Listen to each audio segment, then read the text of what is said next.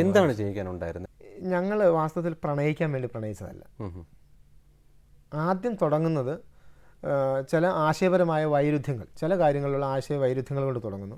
അത് കഴിഞ്ഞ് പിന്നെ സൂചിപ്പിച്ച പോലെ അതെ, അത് കഴിഞ്ഞിട്ട് പിന്നെ ആശയപരമായിട്ട് ഇങ്ങനെ ഒരു സ്കൂള് വേണം പഠിപ്പിക്കാൻ. ഞങ്ങൾക്ക് സ്വന്തം അധ്യാപകർ എന്നുള്ള നിലയ്ക്ക് അങ്ങനെയാണ് ഞങ്ങൾ എടുക്കുന്നത്. അധ്യാപകർ എന്നുള്ള നിലയ്ക്ക് നമുക്ക് സ്വതന്ത്രമായി പഠിപ്പിക്കാനൊരു സ്കൂൾ വേണം.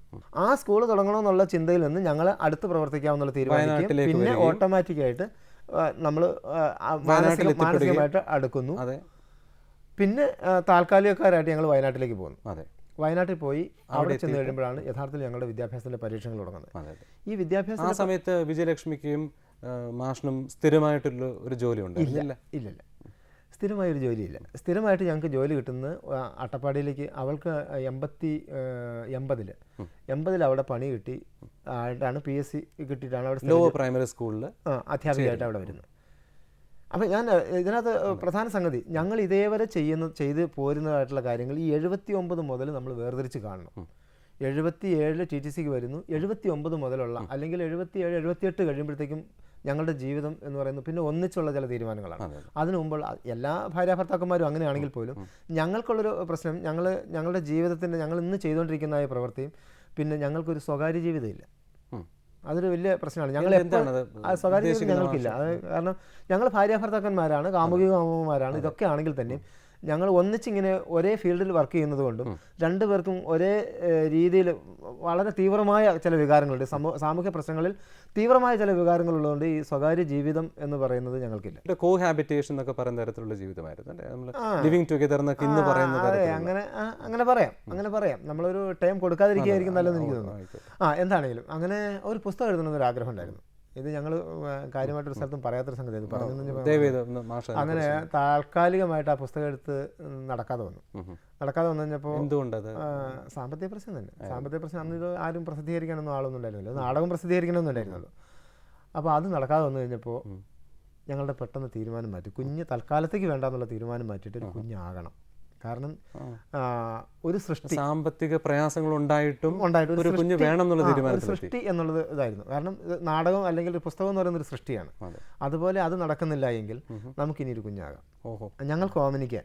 അങ്ങനെ അതിനു വേണ്ടിയിട്ട് അങ്ങനെ ആ കുഞ്ഞിനെ പറ്റി ഞങ്ങൾ ഒത്തിരി സ്വപ്നം കണ്ടിരുന്നു. ഞങ്ങളുടെ പുസ്തകത്തിനകത്ത് പറയുന്നത് അതാണ് ഗൗതം. നാളത്തെ തലമുറ എന്തായിരിക്കണമെന്നും എന്തായിരിക്കരുതെന്നും ഇന്നേ വിഭാവനം ചെയ്യുന്ന കർമ്മ പദ്ധതിയാണ് വിദ്യാഭ്യാസം. ഇത് തന്നെയാണ് ഈ കുഞ്ഞിനെ സംബന്ധിച്ച് നമ്മൾ സ്വപ്നം കാണുന്നത്. നാളെ എൻ്റെ കുഞ്ഞ്, എനിക്കുണ്ടാകുന്നതായ കുഞ്ഞ് എങ്ങനെ ആയിരിക്കണമെന്നും എങ്ങനെ ആയിരിക്കരുതെന്നും. ഇത് രണ്ടും പ്രധാനമാണ്. ഇന്ന് നമ്മൾ വിചാരിക്കുന്നത് എൻ്റെ കുഞ്ഞ് ഡോക്ടർ ആകണമെന്ന് മാത്രമേ ഉള്ളൂ. കൈക്കൂലി മേടിക്കുന്ന ഡോക്ടർ ആകരുത്, കരുണയില്ലാത്ത ഡോക്ടർ ആകരുത്, അങ്ങനെ നമ്മൾ ചിന്തിക്കുന്നില്ല.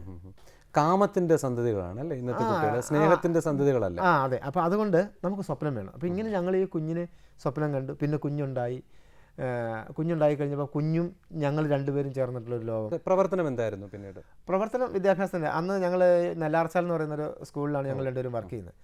സർക്കാർ സ്കൂളാണ്, UP സ്കൂളാണ്. 7ാം ക്ലാസ് വരെ ഉണ്ട്. പക്ഷേ 7ാം ക്ലാസ് വരെ ഉണ്ടെങ്കിൽ 7ാം ക്ലാസ് അവിടുത്തെ ഹയർ ക്ലാസ് ആണല്ലോ 7ാം ക്ലാസ് എന്ന് പറയുന്നത്. അവിടുത്തെ കുട്ടികൾക്ക് പോലും എഴുത്തും വായന അറിയില്ലായിരുന്നു.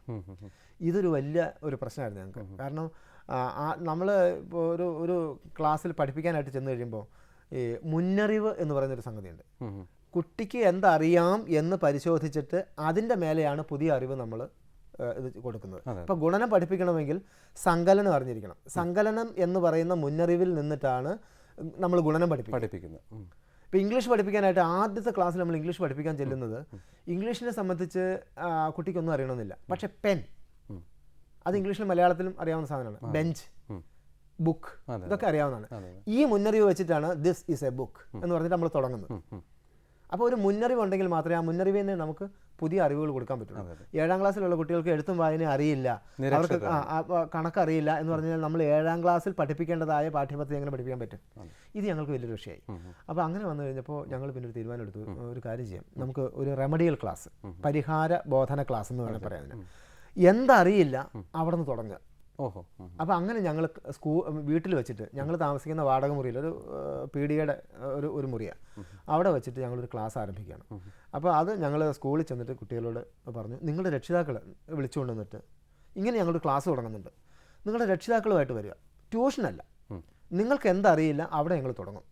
7ാം ക്ലാസ്സിലാണ് നിങ്ങൾ പഠിക്കുന്നത്, അല്ലെങ്കിൽ 6ാം ക്ലാസ്സിലാണ് പഠിക്കുന്നത്, നിങ്ങൾക്ക് അക്ഷരം അറിയില്ല എങ്കിൽ ഞങ്ങൾ തുടങ്ങുന്നത് അക്ഷരത്തിലായിരിക്കും. ഇങ്ങനെ ഞങ്ങളുടെ റെമഡിയൽ ക്ലാസ് തുടങ്ങും. ഇതാണ് ഇന്നത്തെ വിദ്യാഭ്യാസ ചിന്താഗതിയുടെ അടിത്തറ എവിടെയാണ്. ഇവിടെ വന്നു കഴിഞ്ഞപ്പോൾ ഞങ്ങൾ കുറേ അധികം മെത്തേഡ്സ്, ഞങ്ങൾ പഠിച്ചിട്ടുള്ള കുറേ അധികം മെത്തേഡ്സ് നമ്മൾ പ്രയോഗിക്കേണ്ടി വന്നു. അങ്ങനെ മെത്തേഡ്സ് പ്രയോഗിക്കുകയും പിന്നെ അതിനകത്ത് പുതിയ പുതിയ മെത്തേഡ്സ് ഉണ്ടാവുകയും ചെയ്തു. അങ്ങനെ ക്രമേണയാണ് ഇന്ന് ഞങ്ങൾ നിൽക്കുന്ന ഈ വിദ്യാഭ്യാസ പരീക്ഷണത്തിൽ വരുന്നത്. ഇതൊരു വശം, ഇത് വിദ്യാഭ്യാസത്തിൻ്റെ സാക്ഷരത എന്ന് പറയുന്ന ഒരു വശമാണ്. ഇന്ന് ഞങ്ങൾ അതിനെ അങ്ങനെ തിരിച്ചറിയുന്നുണ്ട്. അതായത് വിദ്യാഭ്യാസത്തിന് 2 വശങ്ങളുണ്ട്. ഒന്ന് സംസ്കാരത്തിൻ്റെ വശവും മറ്റൊന്ന് സാക്ഷരതയുടെ വശവും. ഈ സംസ്കാരത്തിൻ്റെ വശം എന്ന് അറിവല്ല, അറിവെന്ന് പറയുന്നത് സാക്ഷരതയുടെ വശമാണ്. മറ്റൊന്ന് നെറിവിൻ്റെ വശമാണ്. നെറിവിൻ്റെ വശമാണ്. നെറിവിൻ്റെ വശവും അറിവും തിരിച്ചറിവും. അപ്പോൾ അതിൽ ഈ നെറിവിൻ്റെ വശത്തിലാണ് ഈ സംസ്കാരത്തിൻ്റെ വശം വരുന്നത്. ആ സംസ്കാരത്തിൻ്റെ വശം ഓരോ സമൂഹവും ഓരോ സ്ഥലത്തും ജീവിക്കുന്ന ഓരോ സമൂഹം ഉണ്ടല്ലോ, അവർ പരമ്പരയായിട്ട് തുടർന്നു വരുന്ന സംസ്കാരമാണത്.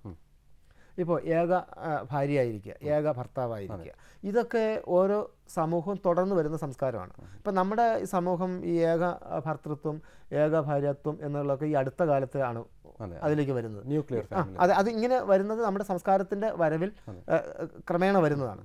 ഇത് സംസ്കാരത്തിൻ്റെ വശമാണ്. അതുപോലെ ഞാൻ സത്യസന്ധനായിരിക്കുക, പിന്നെ അത് എൻ്റെ തൊഴിലിനോട് ഞാൻ ആത്മാർത്ഥമുള്ളതായിരിക്കാം, ഇതെൻ്റെ ചോറാണ്, ഈ ചോറ് വെച്ചിട്ട് ഞാൻ കളങ്കം ചെയ്യില്ല എന്ന് പറഞ്ഞിട്ടുള്ളൊരു പാരമ്പര്യം നമുക്കുണ്ട്. ഇതൊക്കെ നമ്മുടെ സംസ്കാരത്തിൻ്റെ വശമാണ്. ഇത് നമ്മുടെ സ്കൂളുകളിലില്ല, നഷ്ടപ്പെട്ടു വരും. നമ്മുടെ ഇപ്പോൾ സ്കൂളുകളിൽ ചെയ്യുന്ന സാക്ഷരതയുടെ വശം മാത്രമാണ്. ഈ സാക്ഷരതയുടെ വശം എന്ന് പറയുന്നത് അക്ഷരം പഠിക്കുക മാത്രമല്ല, കണക്ക്, സയൻസ്, ഇങ്ങനെ മനുഷ്യനിർമ്മിതമായ ഇങ്ങനെ ഉള്ള അറിവ്. ജനിച്ചു വീഴുന്ന എല്ലാ കുഞ്ഞുങ്ങളും കാട്ടുമനുഷ്യരാണ്. അവരെ നമ്മൾ നെറിവിന്റെ വഴിയിലേക്ക് കൊണ്ടുവരണമെന്നൊരു ദർശനം ഉണ്ടായിരുന്നു. അപ്പം അങ്ങനെ അതെങ്ങനെ പ്രായോഗികമാക്കാൻ? അത് പ്രായോഗികമാണ്. അത് കാരണം നമ്മുടെ വിദ്യാഭ്യാസം നടന്നിരുന്നത് രണ്ട് സ്ഥാപനങ്ങളിൽ കൂടിയാണ്. ഒന്ന് കുടുംബം എന്ന് പറയുന്ന സ്ഥാപനം, 2 വിദ്യാലയം എന്ന് പറയുന്ന ഔപചാരികമായിട്ടുള്ള വിദ്യാലയത്തിൻ്റെ ഒരു സ്ഥാപനം. ഇത് മുമ്പ് ഈ ഗുരുകുലം എന്നുള്ള നിലയ്ക്കായിരുന്നു നമ്മുടെ വിദ്യാലയം ഉണ്ടായിരുന്നത്. അപ്പോൾ അന്ന് ഗുരുകുലവും നമ്മുടെ കുടുംബങ്ങളും അഭേദ്യമായിട്ടുള്ള ബന്ധമുണ്ടായിരുന്നു. അച്ഛനും മാതാപിതാക്കൾ ഈ കുട്ടിയെ അവിടെ കൊണ്ടുവന്ന് വിടുന്നത്, ഗുരുവിൻ്റെ അടുത്ത് കൊണ്ടുവന്ന് വിടുന്നത്, ഞാൻ ഈ കുഞ്ഞിനെ അങ്ങ് ഏൽപ്പിക്കുകയാണ്, ഞാൻ അങ്ങയുടെ അടുത്ത് വലിയൊരു ഉത്തരവാദിത്വം ഉണ്ടെന്നാണ്. അപ്പോൾ ഗുരുവിൻ്റെ സ്ഥാനം എവിടെയാണെന്നറിയോ? മാതാപിതാക്കളുടെ സ്ഥാനത്ത് നിന്നിട്ട്, അല്ലെ ദൈവത്തിൻ്റെ സ്ഥാനത്താണ്.